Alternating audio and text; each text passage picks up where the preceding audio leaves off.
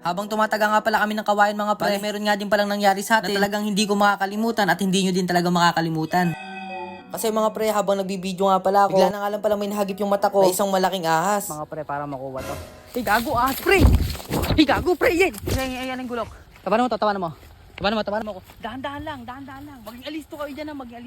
Bali, sinabihan ko na nga din pala yung mga kasama ko na maging alisto sila. Dahil nga pala hindi natin alam. Baka nga pala nasa harapan na natin yung nakita naming ahas na malaki. Gago, cobra! Gago, laki!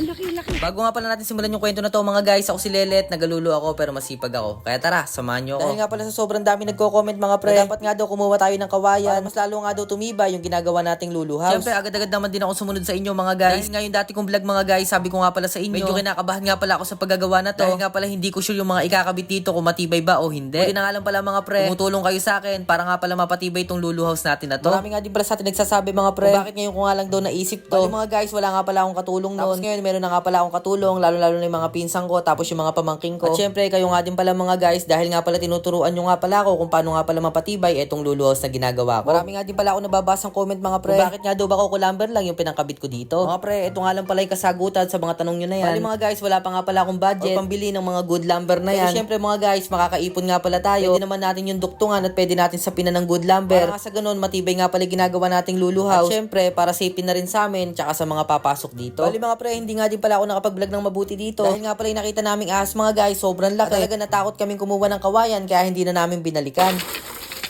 Baka sa mga susunod na araw na lang kami kumuha ng kawayan mga guys. Hintayin nga pala namin yung pinsan namin. Dahil kukuha nga din pala sila ng kawayan, sasabay na nga pala kami at para din nga pala sa safety namin, kaya kami tumigil sa pagpupulak ng kawayan. To. Hey, gago ahas pre! Yan! Yan, may ahas! Yan ang gulok. Tabanan mo, bidyon mo ko. Dahan-dahan lang. Maging alisto kayo dyan.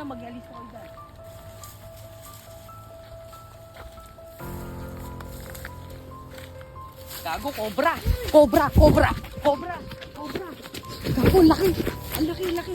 Baka maano, putaragis. Mga pre, di na nga pala kami kukuha ng kawayan. Baka bukas na lang kasi tanghalin tapat ngayon. Grabe, ang laki ng ahas. Pero bukas, pupupulak ng kawayan yung pinsan ko. Sasabay na lang ako pag kumuha kami ng kawayan. Grabe, hirap nun. Malaki siya eh. Gagapuluhan na siya ng lilik. Puta, di tayo makakuha ng kawayan kasi guys, yung kawayan na yun, ayun, doon yun. Doon nga lang pala yung malinis na kawayan nandito. Dito kasi sa mga gawin na yan guys. Ayan, nakikita nyo. Sobrang hirap tumaga ng kawayan. Doon lang talaga napakalinis. Kaso kung saan pa malinis guys, doon pa merong nakatira. Grabe, di ko inaasahan na meron doon. Puta, kanina tumataga ako. Tapos baka siguro nabulabog ko sa pinakailalim, lumabas. Gumanon siya, malaki talaga. Di mo. Guys, hanggang dito na lang yung video. Kinakabahan ako guys. Bali, para hanapin namin doon. Sasabihin namin sa mga tito ko.